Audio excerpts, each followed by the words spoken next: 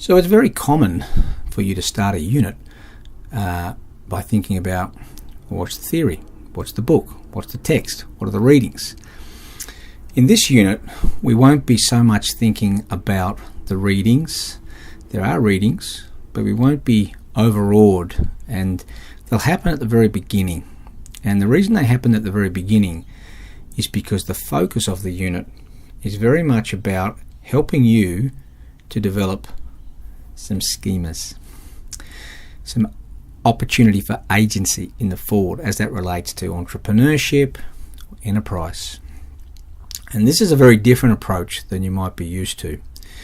So we can think about approaches to education as being either low cognitive load or high cognitive load.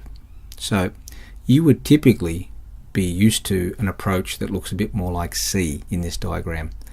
That is, there's 13 packages of information that are coming your way, timed to drop before or around the time of each workshop or lecture. And you would sort of try to digest that and move forward, and some of it you would be examined on.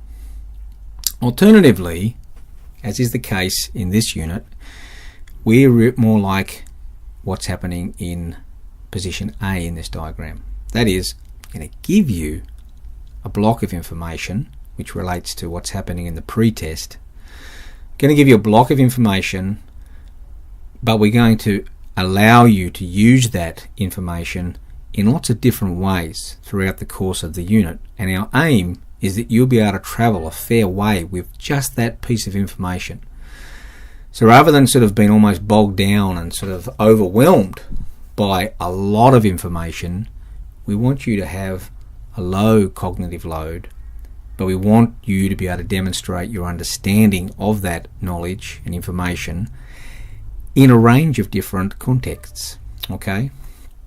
We do that because ultimately the way that our brain works is that we see things and we hear things, and we either initially have to rely on our working memory because that thing we've seen or heard is foreign to us, we haven't come across it before, and so we try to absorb that.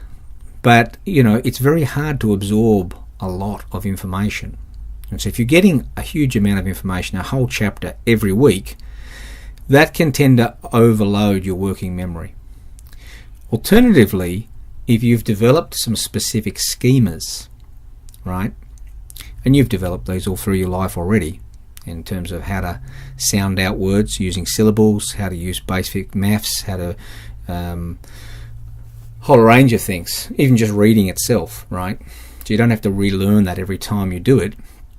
So when you look at this computer screen here, and you see the numbers or you see the words, then we don't need to use our working memory to try and make sense of how to read it. We draw upon the schemas that have been developed previously in our early education, and we retrieve that from our long-term memory to help us navigate that space. So the point of this unit is that we're not trying to overload you with lots of new information.